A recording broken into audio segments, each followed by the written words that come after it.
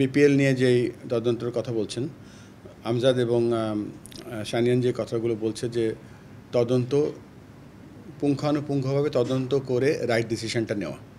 So বিপিএলের যেই আমি আপনাকে পুরো জার্নিটাই বলি।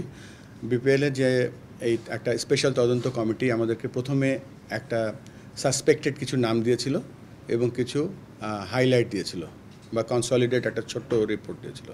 পরবর্তীতে সেটার উপরে বেস করে আমরা একটা তদন্ত কমিটি করি। আপনারা জানেন আমরা অ্যালেক্স মার্শালকে হায়ার করে এনেছি। He is our head of anti corruption এখন, যদিও উনি ইন্ডিপেন্ডেন্ট। তারপরে আমরা যখন পরিপূর্ণ রিপোর্টটা পেলাম, পরিপূর্ণ রিপোর্টের মধ্যে ওটা আমার নিজের পড়ারও এখতিয়ার নেই, সেটা আমি রিসিভ করেছি, সিল ছিল, সেটা আমি হ্যান্ড ওভার করেছি আমাদের এসইউ হেডকে। তো ওই যে প্রথমে যে নামগুলো ছিল এবং কিছু সাসপেক্টেড ইন্ডিকেশন ছিল, ওর ডিটেলটা এর মধ্যে আছে।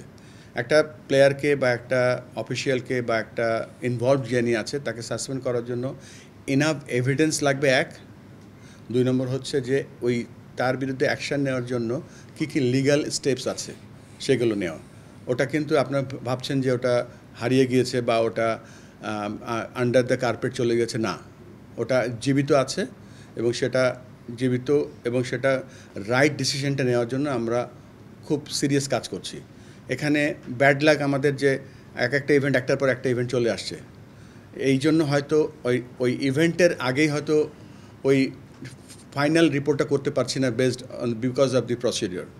তো এইখান থেকে আমরা অ্যাকচুয়ালি নড়িনি যে আমরা কোনো একটা রিপোর্ট গায়েব করে দিচ্ছি, এরকম কিছু নাই। আমরা সমস্ত রিপোর্টের পুরোপুরি ওটার আউটকাম এবং শাস্তি বা মওকুফ যা আছে ওর মধ্যে তারা নেবে, আমরা তাদেরকে ওইটার ফুল সাপোর্ট করছি।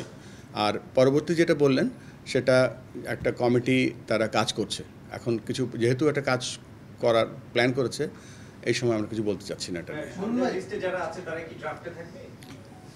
নামগুলো তো আনঅফিশিয়ালি আমি বা অফিশিয়ালি বলতে পারবো না, তারা কাজ করছে। এবং আজকে বিকেএসপিতে স্পোর্টস অ্যাডভাইজার জানিয়েছেন যে বিপিএল এ যারা ফিক্সিং এর সাথে নাম জড়িত বা নাম এসেছে তারা বিপিএল এ অংশ নিতে পারবে না, তিনি স্পষ্টই জানিয়েছেন। সেই ক্ষেত্রে আসলে বিসিবির স্ট্যান্ডটা কি?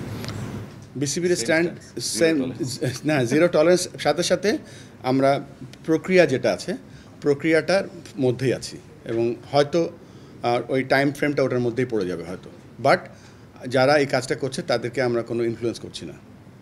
আর আরেকটা ব্যাপার, আজকে আমরা সকাল থেকে অনেকগুলি বক্তৃতা দিচ্ছি, কালকে রাত 12টা পর্যন্ত থেকে এই প্রোগ্রাম রেডি করছি আমরা সবাই। আজকের দিনটা আমরা খুব টায়ার্ড। আপনাদেরকে কালকে ক্লোজিংয়ে 2টা দাওয়াত, একটা হচ্ছে আমাদের এই প্রোগ্রামটা শেষ হচ্ছে বাংলাদেশ ক্রিকেট কনফারেন্স, আর আপনাদের জন্য সুখবর বলবো না, আমরা সবাই মিলে কালকে আমাদের 25 বছরের টেস্ট ক্রিকেটের খেলার দিন, এবং ওই খেলার দিন আমাদের টস হয়েছিল, হাবিবুল বাশার 50 করেছিল। সো ওই দিনটা আমাদের, সো কালকে আমরা ওইটাও সেলিব্রেট করবো একসাথে ইনশাল্লাহ। আর বাংলাদেশ ক্রিকেটকে বাঁচিয়ে রাখা, এগিয়ে নিয়ে যাওয়ার আপনাদেরকে আমরা সব খুব ভাবি যে তৃতীয় আইও ভাবি না। দেখেন লিগের খেলাও কিন্তু কিছু দেওয়া হয় না, কোনো ট্রান্সপোর্ট দেওয়া হয় না, আপনারা কিন্তু বসে বসে বাদাম খান, খেলা রিপোর্ট করেন। মানে এটা কিন্তু আজকের থেকে না, এটা আমি দেখে আসছি কত 40 বছর ধরে। সো আপনাদের অবদানটা তো ফেলে দিতে পারি না। So thank you very much for all your support. আপনারা আমাদের সাথে থাকবেন, will not let you down. Thank you.